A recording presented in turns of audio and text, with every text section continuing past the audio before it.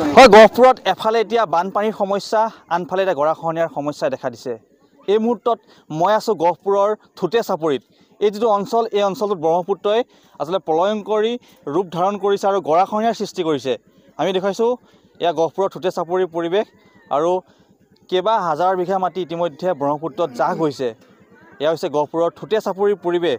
প্ৰতিদিনাই আচলতে কেইবা হেক্টৰ মাটি আচলতে ব্ৰহ্মপুত্ৰত জাহ যোৱা পৰিলক্ষিত হৈছে। এয়া হৈছে গহপুৰৰ থুতে চাপৰিৰ পৰিৱেশ। আমি ND24 দৰ্শকক দেখাইছোঁ। এফালে যদি আপুনি মন কৰে বানপানীৰ সমস্যা, আনফালে এতিয়া দেখা দিছে গৰাখহনীয়াৰ সমস্যা। মোৰ লগত স্থানীয় একাংশ লোক আছে, আপোনালোকৰ মাজলৈ আহিছোঁ। কওকচোন, এফালে বানপানী আনফালে এতিয়া গৰাখহনীয়া, কি ক'ব?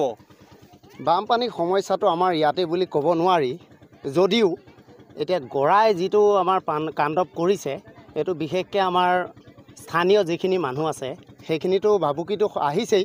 আৰু এতিয়া চৰকাৰী ভেটি যিটো আছে আমাৰ অলৰেডি চৰকাৰী ভেটিটোত গৰা লাগি আছে। এই গৰাটো যদি লাগে, চৰকাৰী ভেটিটো যদি যাবলৈ হয় আমাৰ একদম অসুবিধা হ'ব কেনেকৈ আমি গৰু ম'হকেইটা তাতে ৰাখিব পাৰোঁ।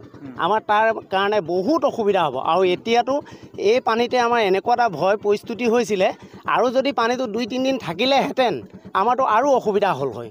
তাকে অকণমান যদি আমাৰ পাকু পাইপ যদি কিবা প্ৰটেকশ্যনৰ যদি ব্যৱস্থা এটা যদি চৰকাৰৰ ফালৰ পৰা কৰে, আমি নিশ্চয় আনন্দিত, ৰাইজে বহুত সুৰক্ষা পাব বুলি ভাবোঁ। আৰু চৰকাৰী কিবা বিষয়ববীয়া আহিছে নে ইয়ালৈ? চৰকাৰী বিষয়ববীয়া আহে, খবৰ খাতি লৈ গৈছে বাৰু, নহাকৈ থকা নাই। যদিও এইটো প্ৰটেকশ্যনটো দিছিলে আপোনাৰ MSC ফালৰ পৰা প্ৰটেকশ্যন দিলে আগত। এতিয়া আগত দিলে গোপাল জানি আগত দিয়াৰ কাৰণে সেই জেগাটো ৰখি গৈছে।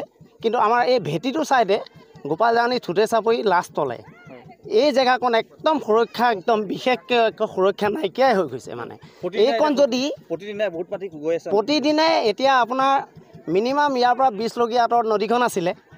এতিয়া এই পানীটোত যিটো গতিবেগত পানীটো আহিলে আপোনাৰ 20 লগি সোমাই গুচি আহিলে, আৰু এই পানীটো আপ এণ্ড ডাউন হৈ থকা স্থলত যদি 20 লগি আৰু সোমাই আহে তেতিয়া আমাৰতো আৰু দিগদাৰ আহিব। এতিয়া এই এঘৰ মানুহ এইকণৰ পৰা উঠি গ'লে দেখিছে, এইটো গৰা এইকণৰ মানুহ কেনেকৈ থাকিব নোৱাৰে। সেইটো কাৰণে আঁতৰি যাবলগীয়া হৈছে। তাকে যদি অকণ প্ৰটেকশ্যনৰ যদি ব্যৱস্থা এটা কৰে আমাৰ ৰাইজখিনি সুৰক্ষা হ'ব। আৰু ব্যক্তি আছে, মই আপোনালোকৰ মাজলৈ অকণমান আহিছোঁ। কওকচোন, প্ৰতিদিনাই খহনীয়া আৰম্ভ হৈছে, কিন্তু খহনীয়াটো মানে এনেকুৱা হৈছে, ইয়াত 10 ঘৰমান বৰ্তমান আছিলে, এতিয়া পানী বয়স চব উঠি গ'ল, এতিয়া কেনি গৈছে, এতিয়া উপায় নাইকিয়া হৈ গৈছে। এইকণ জেগাতো থাকিব নোৱাৰি। যিটো অসুবিধা হৈছে, একদম পানী এনেকুৱা গাঁৱৰ মাজত সোমাইছে, এইখিনিও ফলাব লাগিব। ইয়াত ব্যৱস্থা একোৱেই দিব পৰা নাই চৰকাৰৰ ফালৰ পৰা। তাৰপৰা এতিয়াতো এইফালেতো গৈছেই, এইফালেও কিছুমান উঠি যাব এতিয়া, তেনেকৈ অৱস্থা হৈছে। হয়, নিশ্চয়। মই কেমেৰা ভাজি পুনৰ পৰিৱেশটো দেখাব অনুযায়িছোঁ। এয়া হৈছে গহপুৰৰ থুতে চাপৰিৰ পৰিৱেশ। আৰু প্ৰতিদিনাই আচলতে শ বিঘা মাটি ব্ৰহ্মপুত্ৰৰ বুকুত জাহ গৈছে, আৰু ইয়াৰ পৰা মানুহে টালি টোপোলা বান্ধি বেলেগ স্থানলৈ ঢাপলি মেলা পৰিৱেশ সৃষ্টি হৈছে। যদি এফালে মন কৰে এতিয়া গহপুৰত বানপানীৰ সমস্যা, আনফালে এতিয়া গৰাখহনীয়াৰ সমস্যাৰ সৃষ্টি হৈছে। এয়া হৈছে গহপুৰৰ থুতে চাপৰিৰ পৰিৱেশ।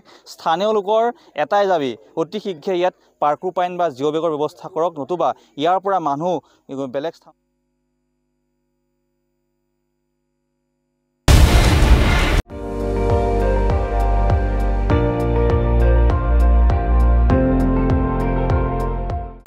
আপুনি চাই আছে ND24, সৰ্বশ্ৰেষ্ঠ নহয়, সৰ্বোত্তমৰ দৌৰ।